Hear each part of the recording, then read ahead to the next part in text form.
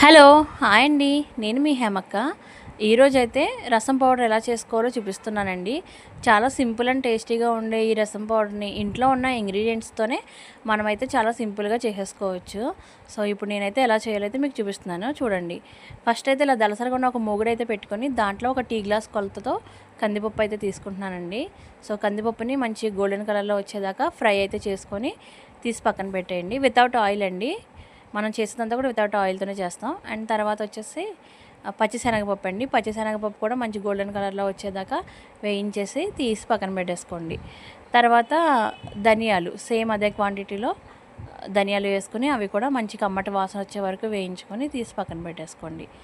తర్వాత వచ్చేసి ఒక చిన్న స్పూన్తో మెంతులండి. మనం తీసుకున్న క్వాంటిటీకి అది సరిపోద్ది. ఎక్కువగా తీసుకుంటే కనుక ఇంకొంచెం ఎక్స్ట్రా యాడ్ చేసుకోండి. సో ఆ చిన్న స్పూన్తో అయితే మెంతులు వేసుకొని అవి కూడా గోల్డెన్ కలర్లో వచ్చేలాగా వేయించుకొని పక్కన పెట్టేసుకోండి. తర్వాత 2 స్పూన్స్ అదే స్పూన్తో 2 స్పూన్స్ జీలకర్ర అయితే వేస్తున్నాను. ఆ జీలకర్రను కూడా మంచి కమ్మటి వాసన వచ్చేలా వేయించుకొని తీసి పక్కన పెట్టేసుకోవాలి. పక్కన పెట్టేసుకున్న తర్వాత మళ్ళీ మిరియాలు అయితే మనం వేసుకుంటున్నామండి. ఇప్పుడు 2 స్పూన్స్ మిరియాలు యాడ్ చేసుకొని, మిరియాలు నల్లగా ఉంటాయి కదా ఎలా తెలుస్తుంది అక్క అనుకోవచ్చు. సో ఈ మిరియాలు వేగినప్పుడు మనకి మంచి ఘాటు వాసన వస్తుంది. అలా అయితే వేగిపోయినట్టే తీసేసి పక్కన పెట్టేసుకోండి ఇవి కూడా. తర్వాత ఒక 10 ఎండుమిర్చి అండి. నేను తీసుకున్న క్వాంటిటీకి 10 అయితే సరిపోతుంది.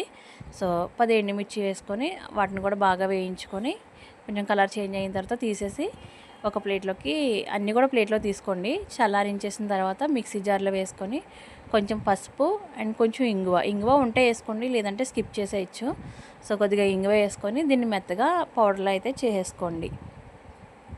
ఈ పౌడర్ని మనం ఒక జార్లో వేసుకొని ఏదైనా ఎయిర్ టైట్ జార్లో వేసుకొని స్టోర్ చేసుకుంటే మనకి ఇది 1 to 3 months వరకు అయితే నిల్వ ఉంటుంది. సో ఇంతేనండి. ఇలా చేసుకొని మనం రసం చేసుకున్నప్పుడల్లా దీన్ని ఒక 2 స్పూన్స్ యాడ్ చేసుకుంటే మనం నార్మల్గా పెట్టుకునే దానికి ఇది వేసుకుని పెట్టుకునే దానికి చాలా తేడా అయితే ఉంటుంది. మస్ట్ ట్రై అండి.